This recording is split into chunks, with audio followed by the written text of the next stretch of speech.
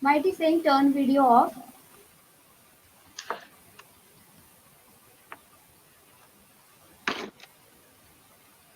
Good evening, ladies and gentlemen, and thank you for joining us today for the fifth installment of Suburban Diagnostics' Logic Knowledge Spree series of webinars, where today the focus of the sessions will be on infection control in a healthcare setting and for the general public.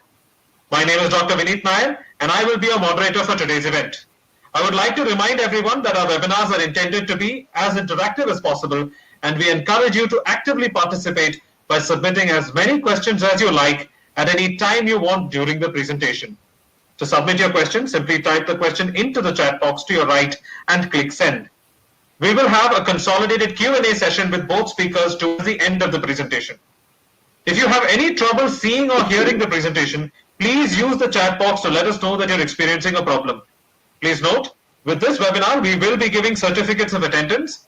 All those who complete the webinars and wish to be provided with the certificate must fill a form which we will provide to you at the end of the webinars. This form only asks for your email as well as your name and title as you want it to appear on the certificate. Only those who fill out the form will be provided the certificate.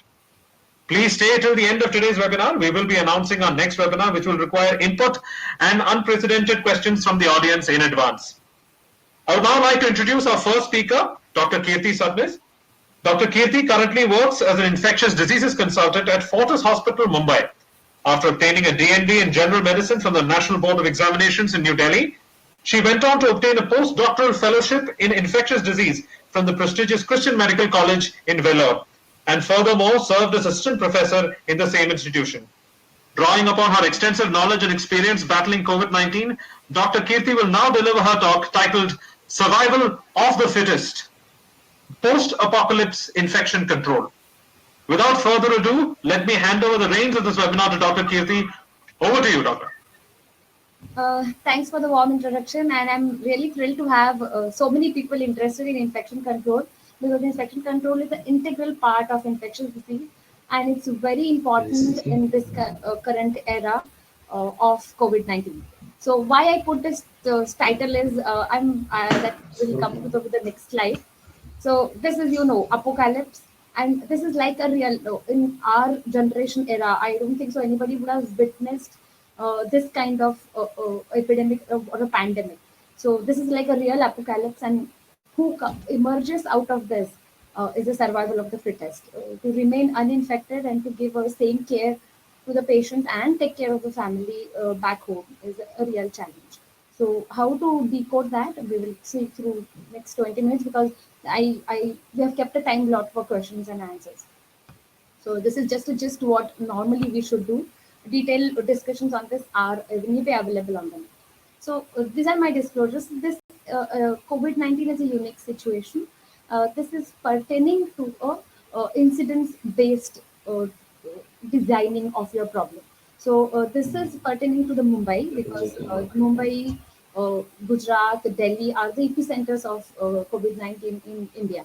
So we see COVID-19 lot of community spread, and the incidence, the overall prevalence is considerably more than 10%.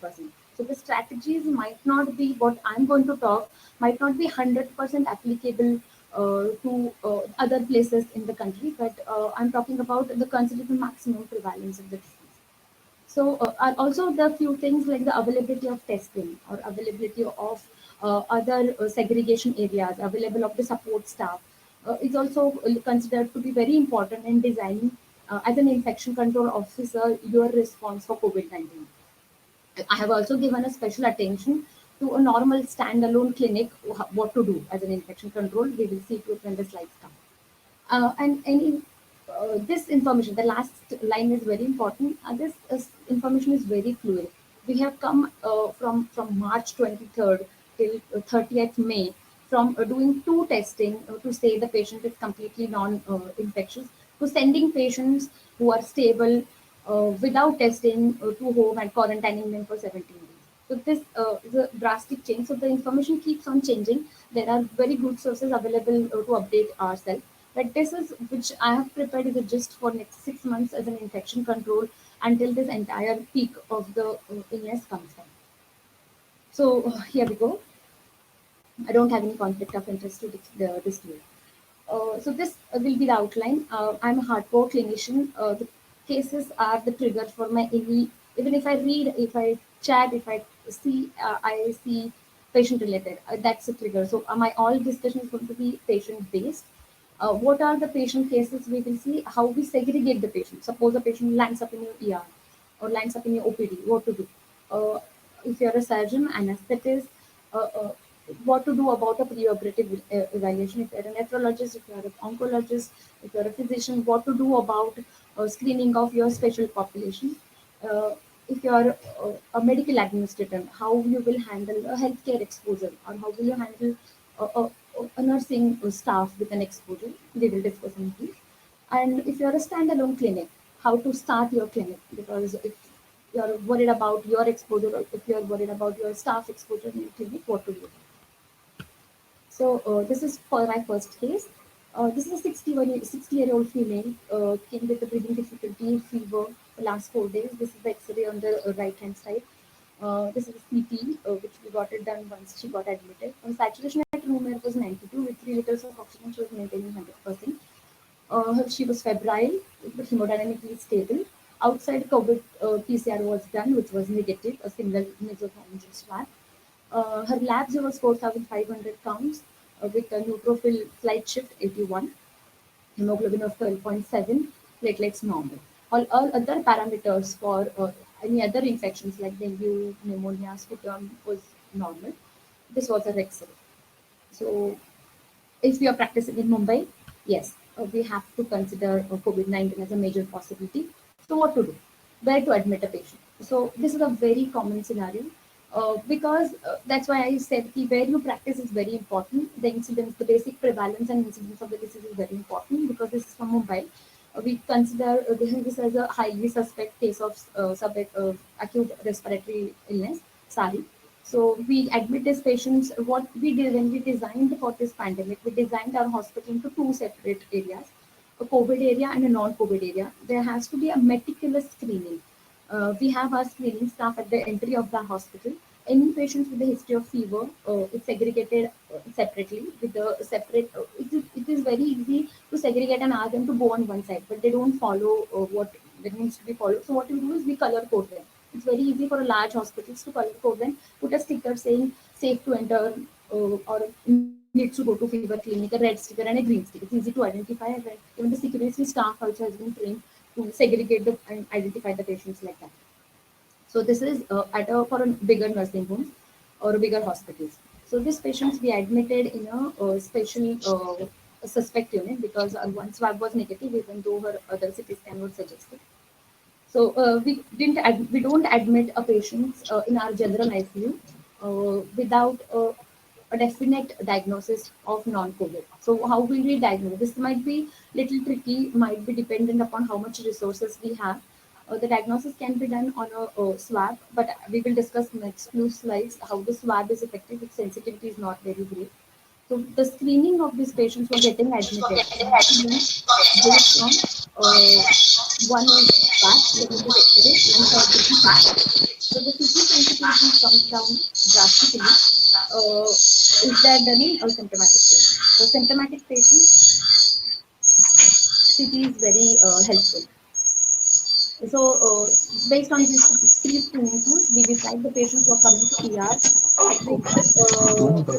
coming to ER with a SARI, whether to admit them in ICU or not, or even if they are not requiring ICU admission, whether to admit them in a normal unit or not. So, how many days the patient needs to be kept in isolation? Ideally, if until the COVID and PCR comes negative, we repeat COVID PCR. Even if the COVID PCR is negative and patient continues to be symptomatic in terms of fever or requiring oxygen, then Excuse me, Dr. Kirti. Hello, excuse me. I'm sorry to interrupt. We're getting a little feedback that the audio is not very clear. Can you speak a little closer to the mic? oh, sorry. Is it okay now? Yes, yes, you sound a little better. Yeah. Yes. Yeah. How many days a patient needs to be in isolation until if the COVID samples keeps on coming negative? We have repeated up to 5 stars also sometimes, and they are negative. But if the patient remains symptomatic, and if the patient remains symptomatic in terms of fever, then the patient needs to be in isolation if the CT is very suggestive of COVID-19. Then next question is what the staff should wear when taking care of the patient. So whether they should use full PP, that full PPE suit, or the surgical gown, N95 mask, as I mentioned in the screen, eye shield and sugar is enough.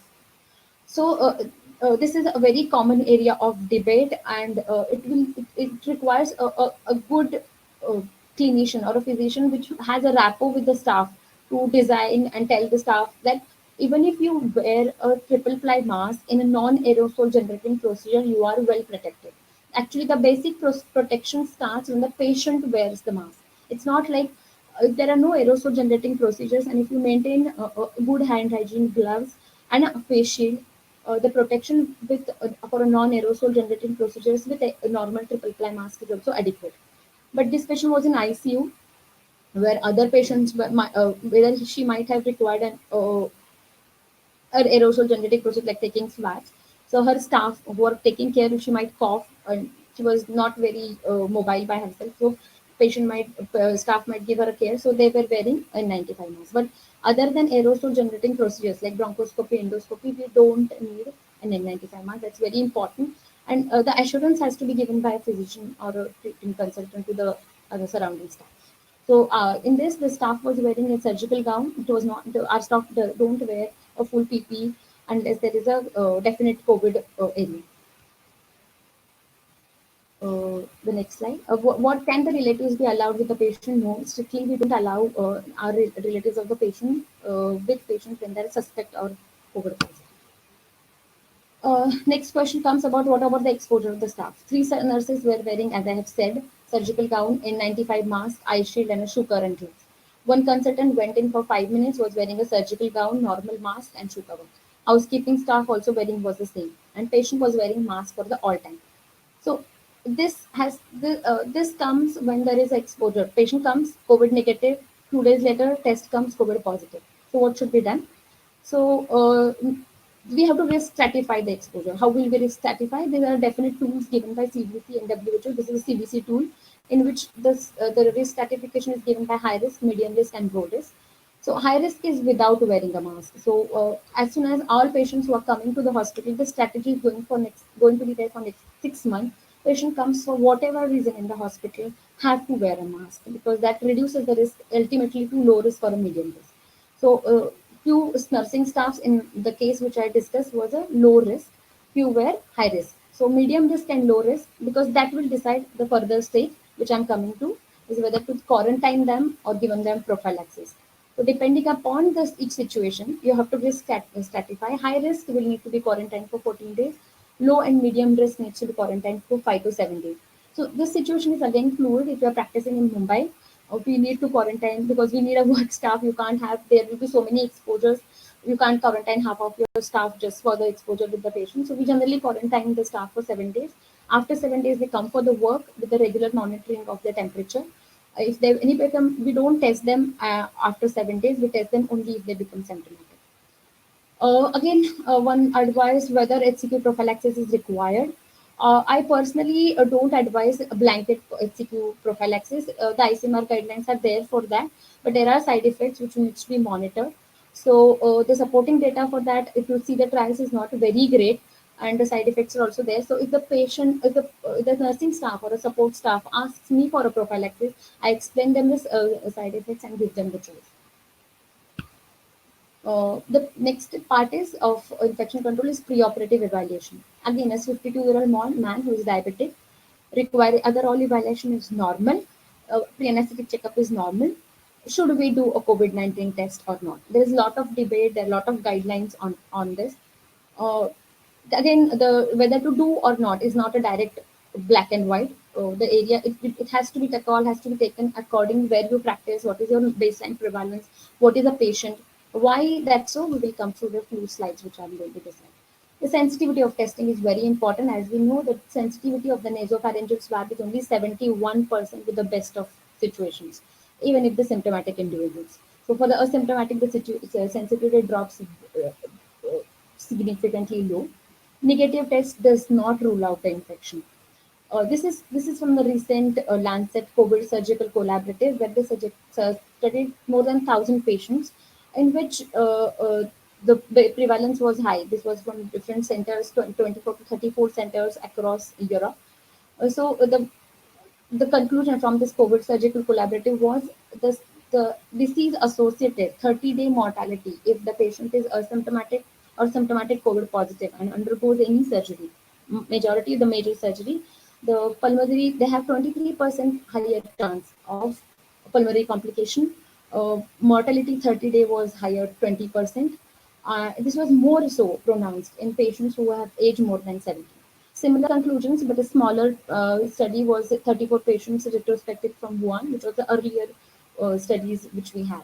So with these studies, if the patient is high risk, if the patient is more than 70 years old, definitely will recommend to do pre-surgical testing. So how long before it should be done? Generally, we get it done within a week of a planned surgery. For an emergency surgery, obviously we go with the full PPE and precautions. Suppose it comes positive, then what to do? If it is a non-emergency surgery, defer it for 14 days. Whether to repeat it, the test again. That repeat test because the PCR negativity doesn't say PCR positive doesn't say the acute infective stage. So we don't repeat the PCR again. We just take the patient with the full PPE for a surgery. Other surgeries for an emergency are can be used for a safe intubation. The surgeons and anesthetists in the crowd definitely are well aware of it. I'm not going to detail because of time constraints.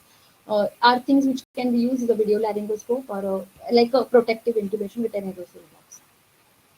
The second is chemo and dialysis patients. Very important questions my nephro and dialysis friends ask is, should we consider and staff as suspect COVID? Yes, in Mumbai, that might be the situation because our prevalences are very high. That everybody entering in a unit has to wear a mask.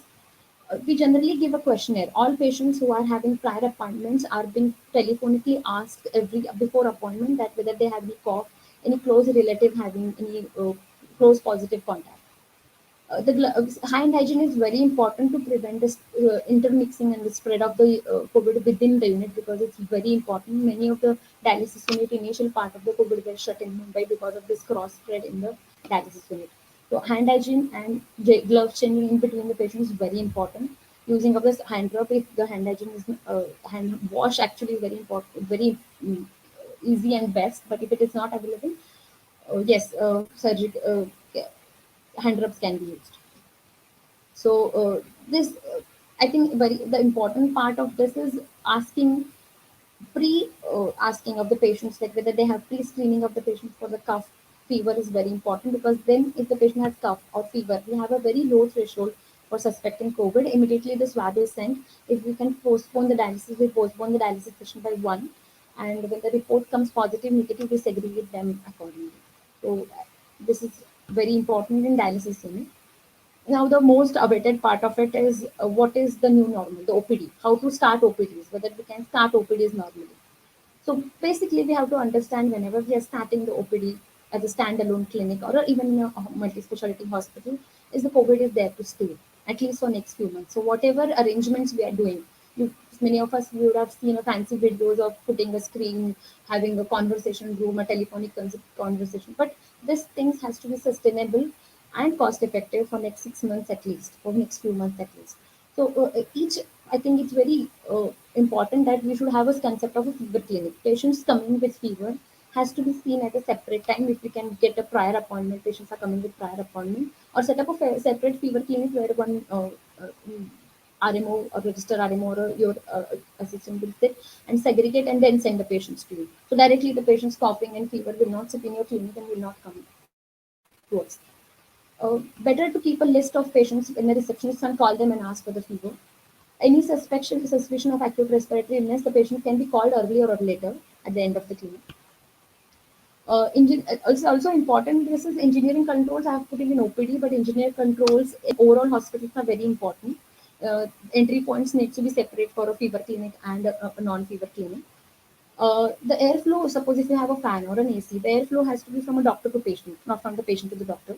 There has to be very good ventilation. Try to keep the windows open. As I said, the fever patients should not wait in the OPD for more than 15 minutes.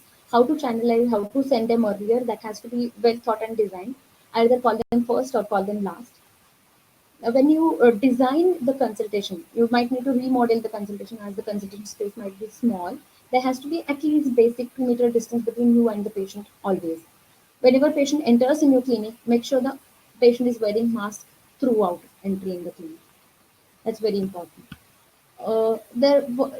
This might be surprising, yes, but one of the important risk factor was prolonged examination. Yes, that has been studied, and it was one of the risk factors. So at least examination, physical examination is a must. So avoid patient talking when you examine.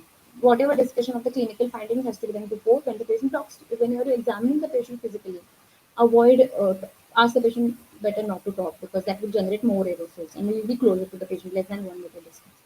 A mask and eye shield is a must. Another important thing which has been asked is how should we wear gloves all the time?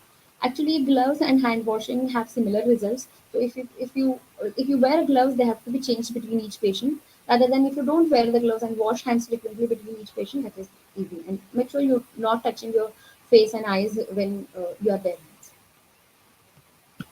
How many of us this crowd knows this man? Yeah, many of you must be knowing, this is Professor Simon Willis, who is a pioneer of hand hygiene, and he was not given any recognition when he was alive. This recognition about the hand hygiene and his origin was given when he was alive. That's sad, but yes, we are going back to the basics. Hand hygiene, hand hygiene, hand hygiene is important when we are practicing in a standalone OPDs or a clinic. Many clinicians have nebulizers for like the acute asthma exacerbations, but better to avoid nebulizers. Patients should be shifted on a meter dose inhalers. Cleaning of the clinic is another important concept which people keep on asking how they should clean.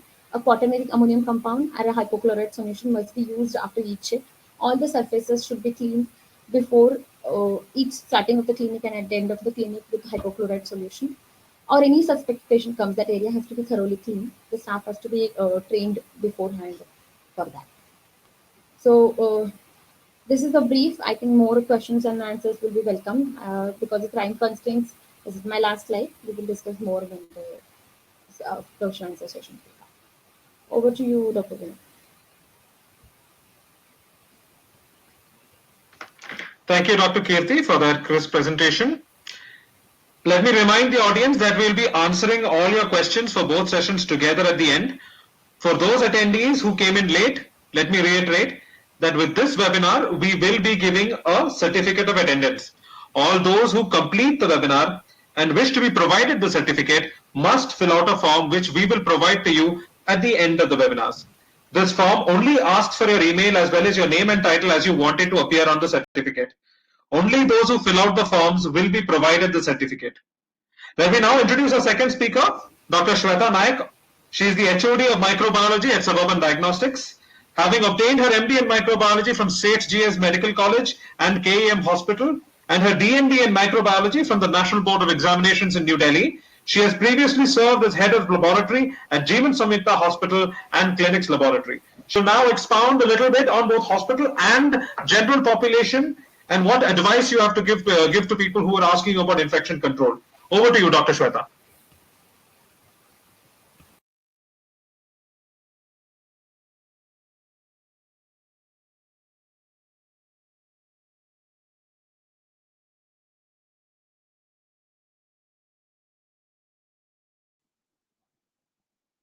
Dr. Shweta,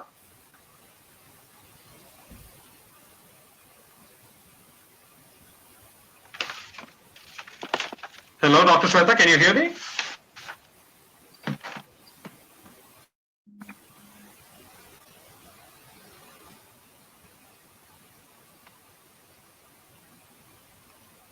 I apologize to the audience. We seem to be facing some technical difficulties.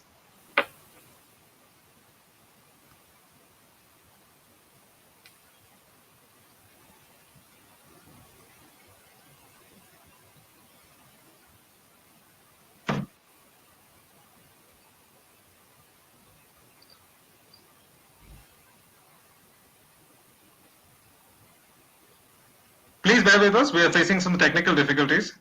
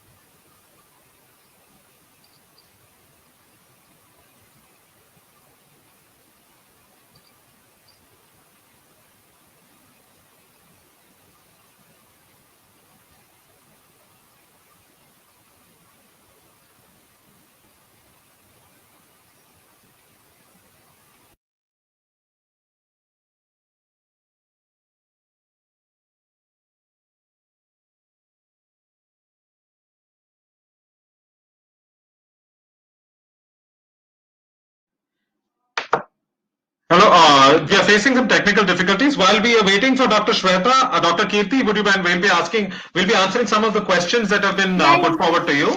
yeah. Sure. Sure. I'm So here. one of the questions was regarding the case that you had presented. One party wanted to know what was the indication for admission in the ICU for that patient in case number one, and also was forward triage done to that patient? How many patients, how many healthcare workers did the patient come into contact to before being identified? The patient was indication for admission in the ICU was she was hypoxic. She was meant with by the time she was in the triage room, she spent almost half an hour to 45 minutes. Her saturation with 2 liters of oxygen was dropping down to 92 again. So she was requiring a high flow nasal cannula. So that was the reason she was shifted to ICU. The total staff exposed was all our emergency staff is in full PP because they triaged the patients. So those people were staffs we have not included in the risk stratification because they're wearing the full PP and patient was wearing the mask. The staff who took care of her in the when she was in the ICU isolation area, that is separate room with a negative pressure ventilation because she was COVID suspect. We had kept her in there.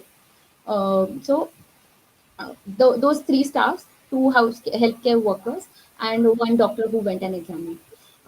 Because this because our turnaround time for the test is around 24 to 36 hours. So these are the people who got exposed to her during this time.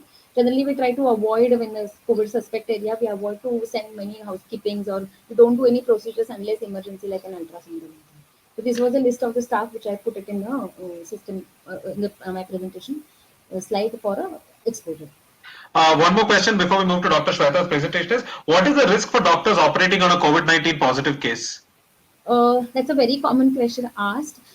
See, the risk data comes from Wuhan, and the risk data comes from majorly from Italy and US. Because by the time the wave of patients hit them, the protection gears were not adequate. But the data mainly comes from Wuhan. If you are wearing a full PP in the sense uh, a PPE suit, a 95 mask, an eye shield, double gloves, double hair cover, and a shoe cover. And without any breach in doffing, the risk of acquiring from that particular patient is almost zero. So if you are wearing a full PPE, the risk, unless there is some doffing error or a leakage from your putting the gear, the risk is very, very low. Okay, thank you, Dr. Kirti. We have Dr. Shweta back after those technical difficulties. She'll be starting her presentation now. Over to you, Dr. Shweta. Hello. Now you can make out why we will be at the mercy of technology like this, as you know. So this is the new normal. So I just wanted to highlight a few points about the new normal because COVID is here to stay. And what will be for us was a novelty, then lockdown will have the same precautions will have to be continued in the post-lockdown phase, albeit in a little bit of modification.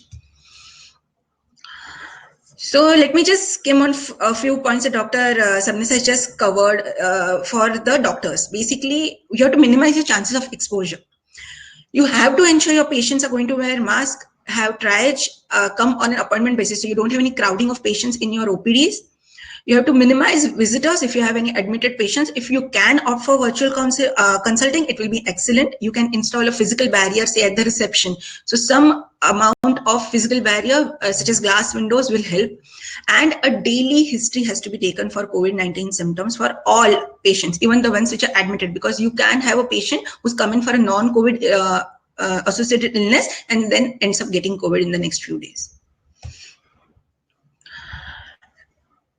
Infection control is something which often gets overlooked. So COVID has brought it into highlight. So these are the standard infection control precautions that you need to take irrespective of whether it is COVID or non-COVID. The hand hygiene has always been a much neglected part of the infection control, and however we have seen it often that hand hygiene is the most effective, whether it comes to antimicrobial resistant drug bugs shifting from patient to patient, or now in this case it is COVID. So just to skim on hand hygiene, the 5 moments of hand hygiene are before and after touching a patient, before any body fluid and after body fluid risk, and even after touching a patient's surroundings, that you will have some amount of contamination on the railing of the bed, on the IV stand. So even the patient's surroundings can be considered as infective, and you have to do hand hygiene after you go.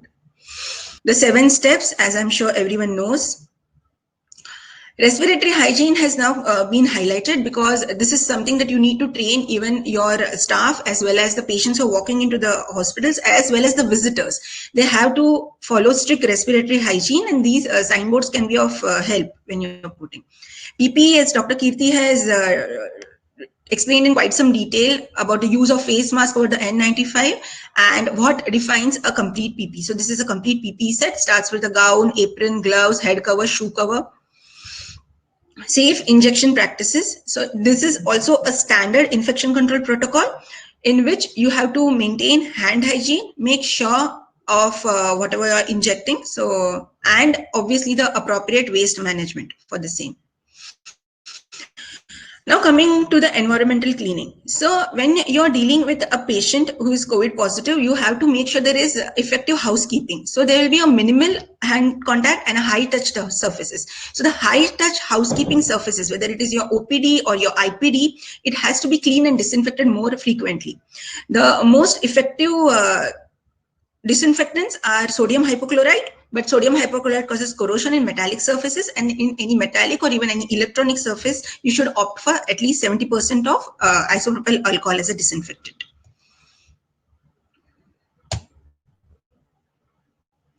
Some of the common causes of fomite infection in our day-to-day practice is stethoscope, BP covers and cuffs, thermometers. These are the things which are ferried from one patient to another, and they can carry COVID-19 as transmission. So each of them also needs to be disinfected if you're going to use the same stethoscope. If possible, use a dedicated stethoscope. If you have a COVID positive patient, please dedicate a stethoscope in that area so you don't carry it outside. And even the staff which is taking the temperature, the BP cuff, everything has to be sterile, and between patients it has to be cleaned so you don't pass on the infection from one patient to the other. Patient placement. So in a patient placement, if you have a dedicated room or at least a dedicated section where all the COVID positive patients can be cohorted together, you have to make sure there is a separate staff rotation which is taken. So you have a dedicated staff which can be rotated in different shifts, and only that staff currently takes care of these COVID positive patients. And strict PP. The PP covering has to be very strict, and most of the cases that we see of positive patients which are coming in for healthcare is because of either breach of PP or due that they do not maintain the social distance. And the precautions during aerosol generation, Dr. Kirti has already covered. So we just have to minimize the number of healthcare personnel. This is something which is also of use to us because we do collect diagnostic respiratory specimens. So you have to use a common examination room. If possible, if you can enhance the ventilation in that room with an open window, it will be better. If not, then at least the healthcare person should wear an N95 or a higher respirator, or at least a triple layer mask. So now coming to a more generic but a very, very important part, because in the new normal, we need to know and we need to be able to tell our patients what is to be done for reopening the offices, because lockdown may open tomorrow or it may open after 15 days, or eventually we have to get back to our offices, we have to get back to our schools. So what are the precautions that we have to take when we are going around our daily, albeit a little modified routine, and how do we protect ourselves from infection? So this is what I'll be covering now. So for this, you need to know mainly about the modes of transmission of the COVID. So it is by a sneeze or cough of an infected person. These infected droplets can be transmitted through air, or they can fall on any object. And when you touch the object and you touch your face or your eyes or your nose, these virus will enter your body and it can cause COVID-19. So this is the mode of transmission. So basically what we have to do is to break this chain of transmission. So how do we go about doing that? So the main triad of precautions remains constant, no matter where you're in an office or in a school or in a hospital. It has to be this triad itself. It is the use of mask. The mask mainly protects the infected patient from passing on the infection. It reduces and social distancing, in which you have to maintain a social distancing at least of 2 meters between whenever you're outside doing socializing and washing your hands frequently. So the importance of hand hygiene cannot be reiterated often enough. So which kind of mask do you use? So in your general population, when you're going across, you can tell that a standard cloth mask is adequate. You have to wear it continuously even when you're going out in public. Cloth face covering should not be placed on someone who cannot remove it, or if he's unconscious or breathing trouble is there, or it's a young child who cannot communicate properly, avoid using a face mask for these patients. Do not use an N95 or a triple layer mask for a daily basis, because these are meant mainly for healthcare workers and not for the general population. Social distancing, you have to maintain around 6 feet or 2 arms length distance from other people. Avoid gathering in groups, stay out of crowded places, avoid mass gatherings. Because asymptomatic patients, we are coming across a lot of asymptomatic people who are positive for the virus, and these will be out in the public with you, and you have to just take adequate precautions. Hand hygiene, you have to use soap and water. That is the best. If that is not available at every point, then at least a hand sanitizer with a 70% alcohol. You have to cover all faces or surfaces of your hand, and avoid touching your eyes, nose and mouth with unwashed hands.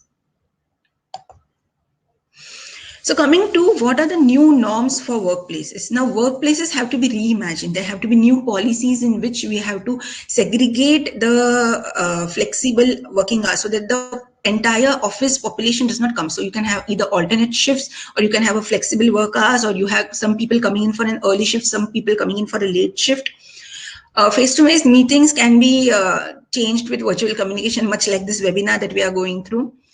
The workplaces also have common areas. Now, most of the common areas are going to be the canteen or the pantry, where actually there's a high chance of infection, because while having food, the masks will come out. So you have to make sure that there is no group of people who is going together to the canteen. It has to be in staggered shifts. The engineering controls for COVID that we can do is by enhancing the air filters, or by increasing the ventilation. Like a simple method of doing increasing a ventilation rate is to just leave the window open. Non-essential travel has to be discouraged, so that you don't have too much of exposure. Now, the workplaces of the post-COVID, we expect that there will be temperature check at entry point. So any patient or any employee who is sick or having temperature has to be immediately sent back from the door itself. A reusable face cover has to be worn at all times. It's the organization's responsibility for ensuring that adequate stock is maintained. You have to give multiple hand wash facilities or alcohol-based sanitizers at multiple areas, entry points, exit points, meeting rooms, and frequent sanitization and disinfections of workplace common facilities. If it's a transport bus that the office is providing, all these touch points. The Arogya Setu app is recommended across offices. It is very, very important that something that we take for granted, the infection control practices, these have to be now inculcated in all the patients, all the employees who are coming in. So they have to know what has the respiratory hygiene, they have to know what is hand washing, they have to know that social distancing is a must. So we have to just emphasize on all these protective behavior. We have to discourage workers from using any common equipment. So if it's other workers' phones, so these have to be delineated. You have to maintain a space, and basically you have to be enclosed in your own bubble as far as possible. Avoid using any common equipment. If there is common equipment like an office printer or an office copier, you have to ensure that it is disinfected after every hour, depending on the usage. One good thing is to identify a nearby hospital or clinic whom you can have a talk or a tie-up in case of any emergency. You can immediately send a symptomatic patient there for checkup. So now you know about the recent thing that the hospitals and all are not easily available. So it is always better to have these precautions in place. Also, if you have a symptomatic employee, where do you keep him? Till whatever provision can be made to transfer him to the healthcare. So for that, a quarantine room has to be set aside where the symptomatic employee has to be isolated till the transport arrangements can be made. And this has to be sanitized and disinfected after every occupancy. Despite all these precautions, your employee tests positive. So what can you do next? Because this is where it comes, because COVID is so infectious. If he has had interactions without PPE or without a face mask, it is very likely that he would have infected a cohort of his colleagues. So immediate contact tracing has to be done. If there is a close contact wherein either the infected patient or the opposite person or the other employees have been in touch without wearing mask, then these are considered as close contacts and they should have 14 days home quarantine. If any of them develop symptoms, immediately you have to shift them to a healthcare center. You have to clean the workplace immediately after an employee tests positive. So everyone has to be evacuated from that area of operation. It has to be clean. So what cleaning is going to be all surface cleaning and disinfected, and work in that particular area can be resumed only the next day. So you have to ventilate it well and make sure that all the surfaces are thoroughly disinfected with hypochlorite. This also will include any of the washrooms or the pantry area which the employee, the positive employee has used. The next question that you're going to deal with, whether it is in a hospital where your nurses and your other people will be coming in and tell you, is that, oh my God, he's got COVID, what is going to happen to me?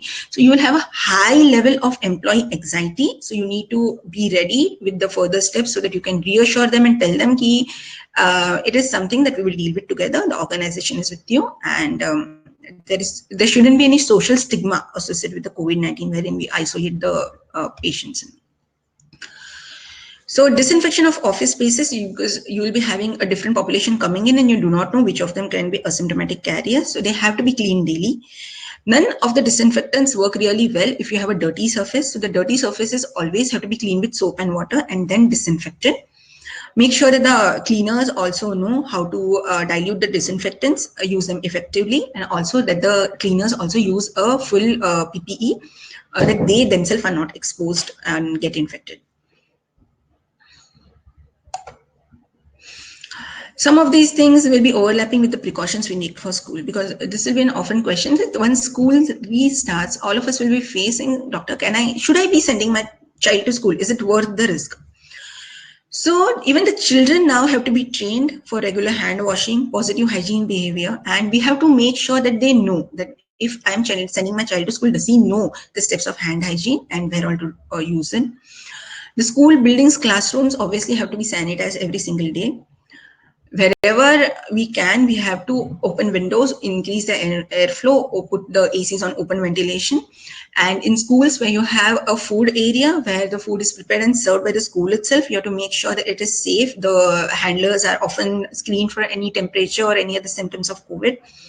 And as far as possible, we can ensure for remote learning. So as I think days pass, we will see that remote learning gets more and more options.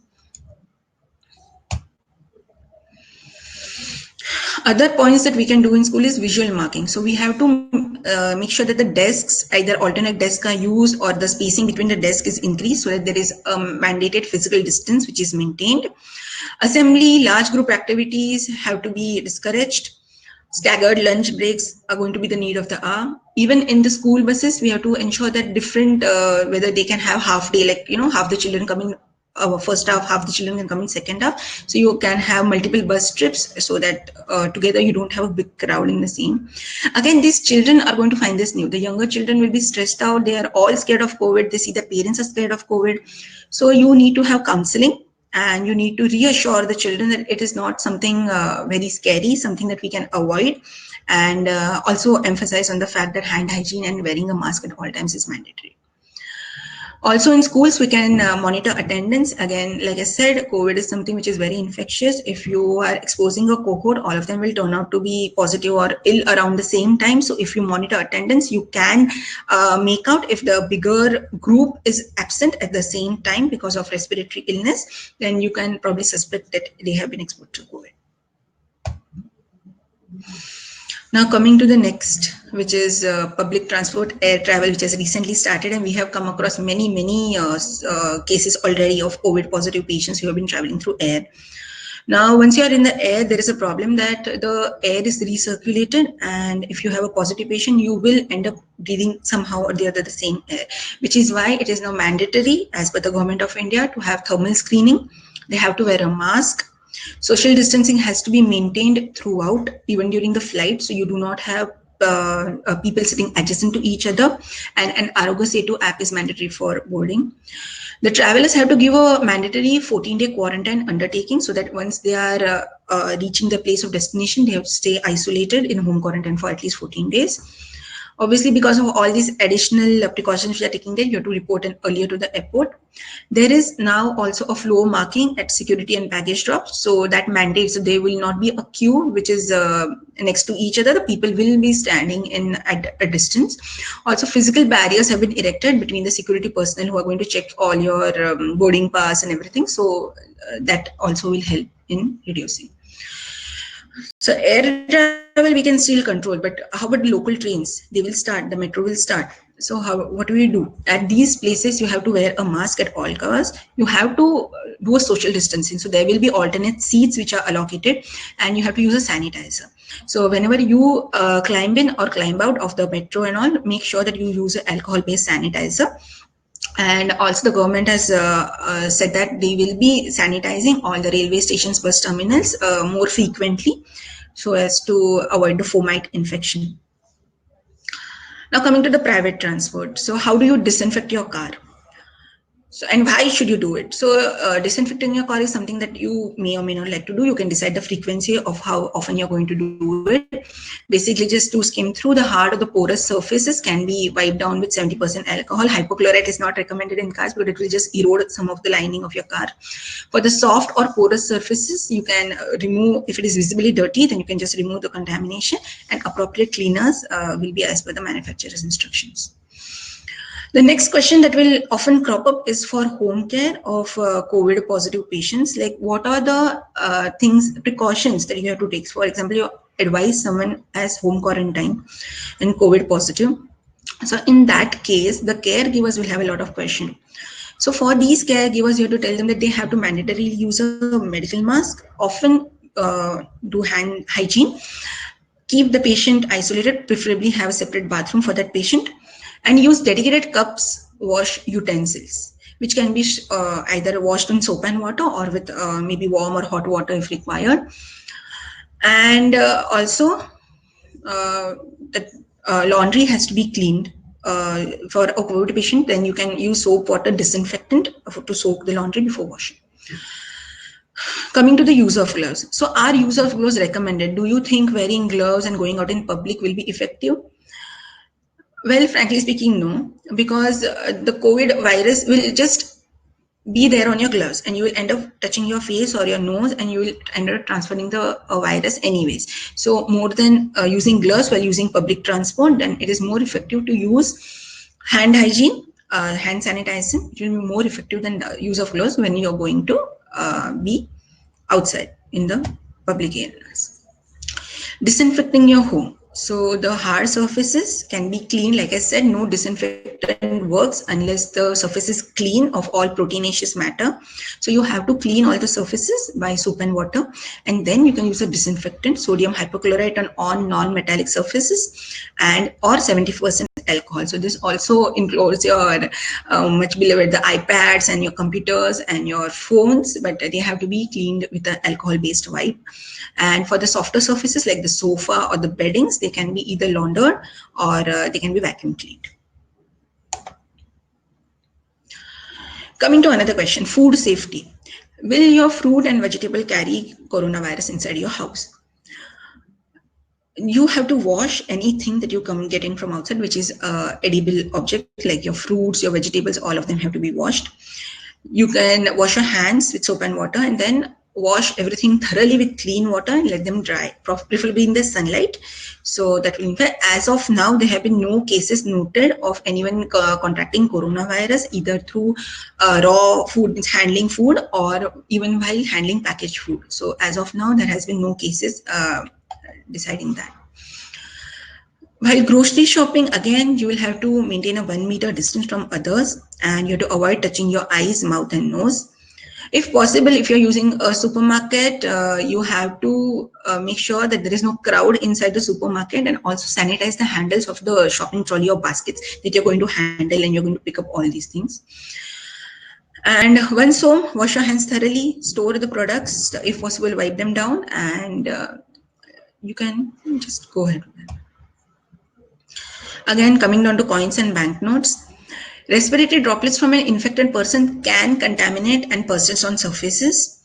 So your coins or your notes can have these virus, but you have to make sure that you're going to perform hand hygiene after you perform any cash transaction, and you have to avoid touching your eyes, mouth, and nose after handling the cash.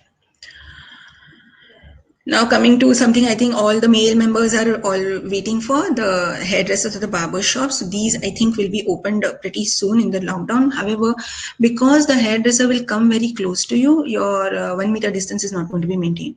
At this point in time, it becomes very important for you that you're going to always wear a mask. The hairdressers also will be operating hopefully under very strict guidelines in which they have a single-use apron. They have to disinfect the common equipment that they use, their brushes and the combs, and any face-to-face coiffing, like you have anything which is done where the person is going to face you right close to you, that should be avoided. Coming to the choice of sanitizers and disinfectants. So for hand sanitizer, any alcohol-based hand sanitizer, at least 70% should and above weight by volume should be fine and is very effective. The disinfectants which are recommended is sodium hypochlorite in 0.5 or 1%, depending on what if you're going to mop the floor, you can go in even for 1%. Even and floor sanitizers, more also disinfectants which are commonly available in the market have either one of these combinations, and the dilution should be as per the manufacturer's instructions. Now this is very important because all the sanitizers and the disinfectants work well only if they are diluted in the recommended dilution only. Anything lower than that will not kill the virus. So coming up, we have to learn to be ready for COVID-19. We have to be informed, we have to be prepared, we have to be smart about this, and we have to be safe. And we have to simply be ready to fight against COVID-19. The next virulent organism can strike, God forbid, but the lessons that we have learned from coronavirus should last with us for a lifetime. Thank you.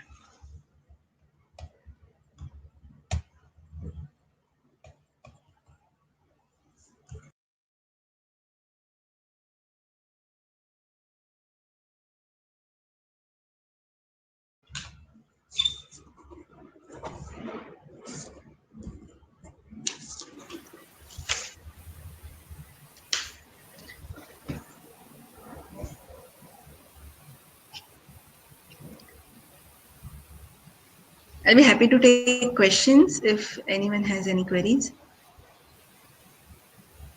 Doctor, we need to segregate them.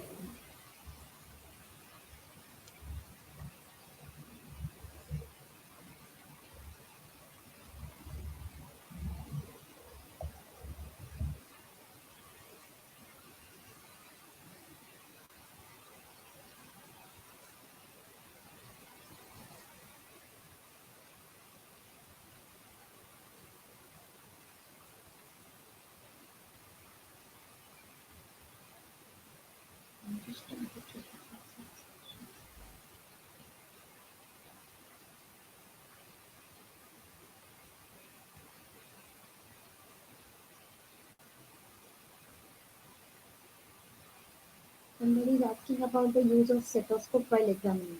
That's a very important question because close, prolonged examination has been associated with uh, risk of travel because you are less than 1 meter distance. Yes, the stethoscope can be used, but we should avoid the generation of droplets by the patient. So patient should not talk, as I mentioned. Patient should wear a mask. You should be with your full mask, and the examination can be done quick. The examination has to be quick. The stethoscope has to be clean, as Dr. Shweta has already mentioned. I think Dr. Dilip has joined us back. Somebody is asking about it is necessary to wear a PPE while taking the blood samples. While taking blood samples, We will now be moving to the Q&A.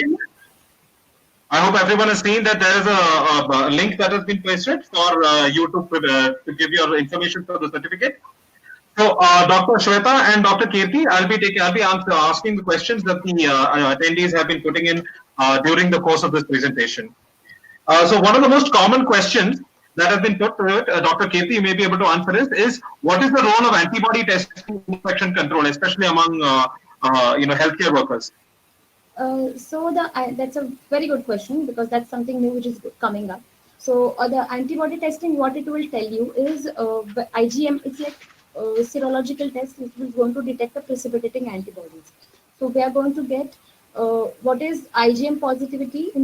What is the ideal time of doing the antibody test is when you have had fever or suppose possible you have had positive PCR after 10 days. There are two implications of doing antibody testing. First is for plasma donation and second is for detecting IgM and IgG antibody. So current standardization of IgM and IgG antibody, whether it will, there is spike antigen antibodies, whether they will protect you from the next episode, that still is not very clear. But antibody testing will be helpful for deciding the risk. Suppose the patient is IgM positive and PCR negative, so there is a recent infection. So the patient taking for the surgery or taking it for isolation precautions can be helpful. But SOL as a diagnostic tool, it has not been started yet. All the guidelines mention only PCR as a test to diagnose. Thank you, Dr. Kirti. Dr. Shweta, one question that's quite commonly is the role of fumigation, especially in workplaces, whether it be healthcare institutions or offices. Does fumigation help with COVID-19?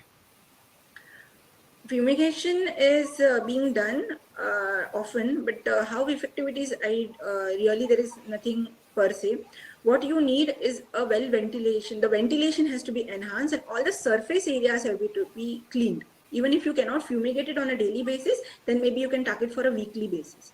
But the maximum thing that has to be done is that at the end of the day, you will have to clean everything, whether it is by a spray or a wipe down. You do not really need a fogger unless you have a very high level of, what can I say, a lot of people are working in together. In that case, maybe the fogger might be of help. But if you are going to have a staggered population walking in, then this surface contamination or a spray for all surfaces might work well. So then you can just do it on a weekly basis. Okay. One other question that's been asked quite commonly is it absolutely necessary to sterilize a BP apparatus or a stethoscope after every patient? Because a lot of individuals are quite suspicious about that, having to do it every time. Is it absolutely necessary? Yes, it is, and it always has been necessary because even in people who are working in ICUs will attest to it. The stethoscope and the mobile phone are the most common source of infection for all the hospital-acquired infections as well. So it is not just restricted to coronavirus. Even your non-COVID patient, please sterilize the stethoscope when you're using it between patients. You have to wipe it down with an alcohol wipe. Thank you, Dr. Shweta. This question actually I think can be answered by both speakers. Is the testing of frontline workers? So the query is how often or how frequently should frontline workers be tested? So Dr. Kirti, first I'll like to hear your opinion on that. The guidelines from ICMR are very strict. So symptomatic healthcare individuals needs to be tested definitely because it's not like they want to reduce the tests, but it's because the test, as we know, the designing of the test is for asymptomatic individuals, the false negative rates are very high. So the symptomatic healthcare individuals should be tested. If there is any high risk exposure, that is both patient and the doctor is not wearing the mask, they have to be tested after 7 days of exposure. So currently these are only two things which we can do for a healthcare worker. Beyond that, there is no additional testing required for the healthcare worker.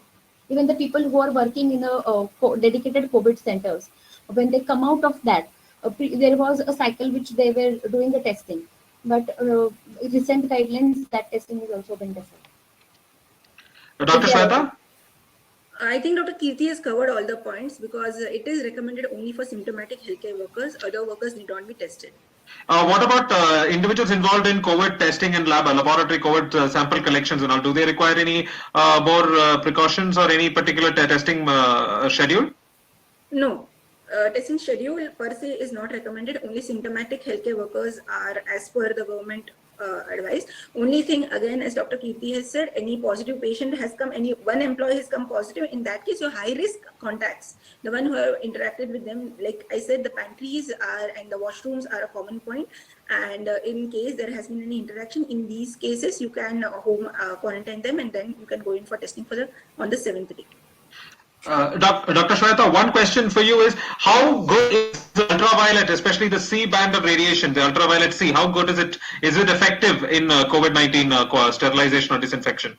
I'm sorry, I couldn't get the question. Ultraviolet, by using ultraviolet rays for disinfection. Ultraviolet rays can be used, yes. Generally, they do are virucidal, specifically for coronavirus. It will work against coronavirus as well, but I'll have to get back to you exactly. But you can use. Can I update on that? Yes. Yes, Dr. Kirti, yes. So the ultraviolet lights are been studied and they are been used as a virucidal agent, but they're static. Like until you're using it, it is helping.